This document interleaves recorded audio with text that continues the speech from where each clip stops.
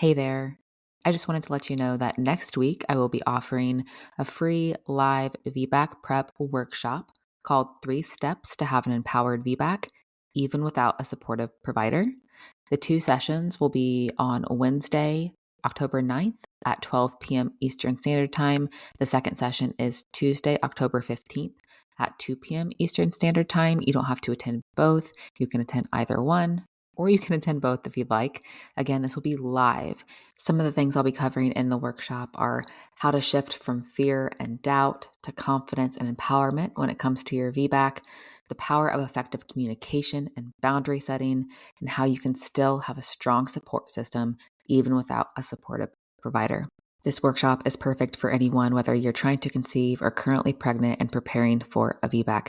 Again, the 2 dates currently being offered are Wednesday, October 9th at 12 p.m. Eastern Standard Time and Tuesday, October 15th at 2 p.m. Eastern Standard Time. If you want to find out more and register for one of the workshop dates, please go to thehannahgill.com/workshop.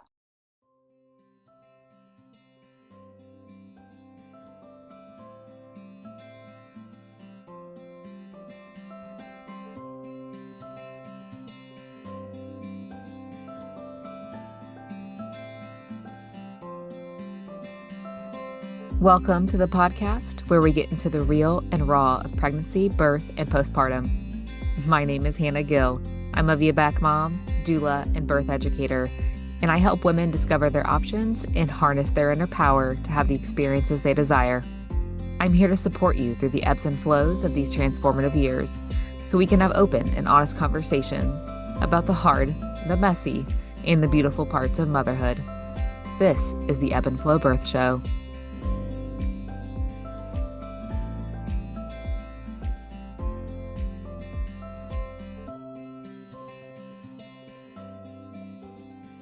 Hey everyone, welcome back to the Ebb and Flow Birth Show. This week's episode is going to be a Q&A.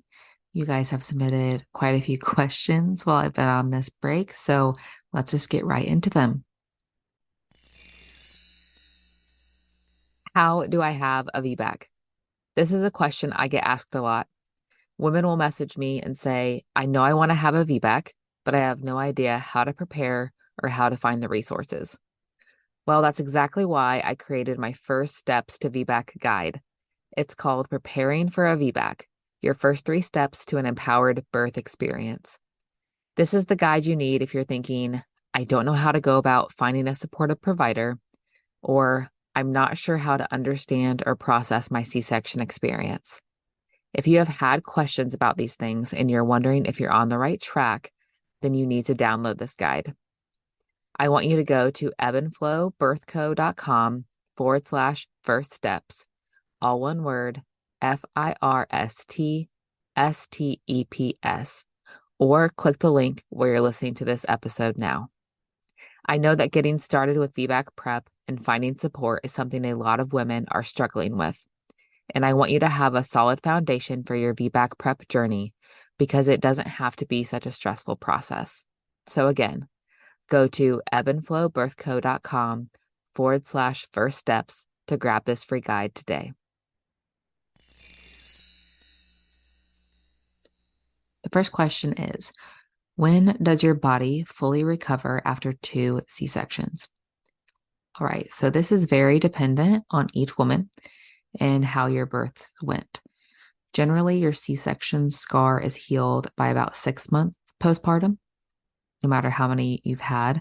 That's the general rule of thumb, but it is so important to do the C-section scar release and tissue work to reduce those scar adhesions and help with scar tissue buildup, especially after multiple C-sections. But if you're asking about the purpose of like fully recovering and getting pregnant again, listen to your body and how it's feeling. Even after a vaginal birth, most healthcare providers recommend waiting a year simply because of nutrient depletion from being pregnant and just the changes your bodies go through for getting pregnant. And on top of that, add on a major abdominal surgery, and you can bet your body is going to need time to fully recover. That being said, just listen to your body. But Fully recovering as far as your scar, like I said, is generally about 6 months. This may be different depending on how many C-sections you've had. Question number 2. Can having tubal removal at the same time as a C-section cause your periods to worsen? So in this question, she's asking like removing your fallopian tubes during a C-section. I looked and there have been some studies that show that scarring on the uterus from C-sections can cause period symptoms to worsen. So with each C-section, this could potentially increase and get worse. I don't know all the details about tubal removal. I'm not a doctor that does these things, but I would think that having it done at the same time as a C-section would probably just increase some pain or recovery time. I'm not entirely sure. But overall, the hormonal and physical changes from pregnancy, birth, and surgery in general could have an impact on your cycle. I know that my postpartum periods after both of my births have been much different than how my normal periods are. Um, but this is something maybe you could bring up to your doctor that did your C-section and your tubal removal to see if that's a possibility. Or you can maybe speak to like a woman, not just an OBGYN, but like a functional medicine doctor in women's health, maybe. There's a lot of different types of doctors you could ask about this, but the first would be to go to your OBGYN or the surgeon that did your tubal removal and C-section and ask them. Maybe they could refer you to someone if you're having continuous problems. Question number 3. How do you split your time with 2 kids? Oh gosh, this one is so hard to navigate depending on your home situation and how much help you have. For me personally, the transition from 1 to 2 kids was very rough, and I felt guilty about not being able to spend as much time with my oldest.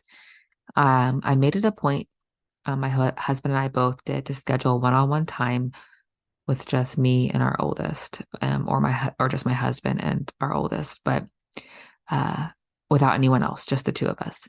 Usually out of the house just to get him in a different environment, or to have my husband take my daughter so I could focus on my son at home.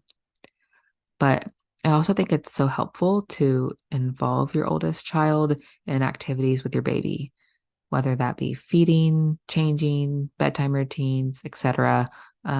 Make them feel important, because this is a time when they may feel left out or like they're not as important because of the new baby.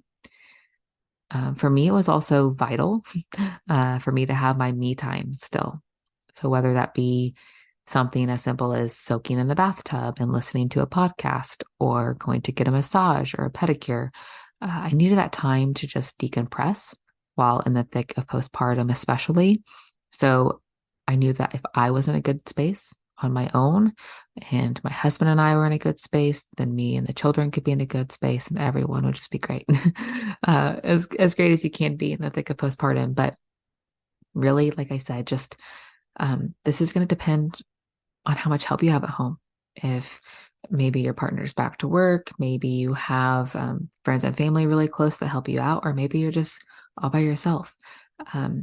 Asking for help is one of the first things. If you have someone you can ask for help, don't be afraid to ask for that support, because you deserve it and your kids deserve it. So ask for the help so you're able to spend some one-on-one time with each child, even if that's when the baby's napping, because newborns sleep quite a bit.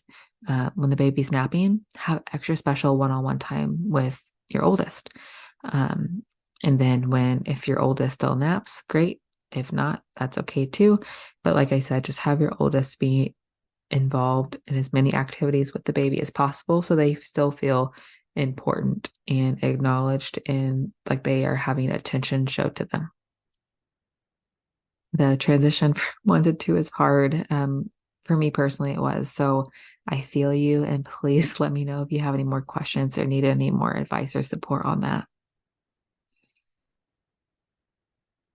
All right. Thanks for tuning in to this quick Q&A episode. I love doing these episodes because they're topics that I can answer quickly usually. And if not, then I have topics I can go into a deep dive on. So Please submit your questions if you have any. You can email me, DM me, or go to ebbandflowbirthco.com/question.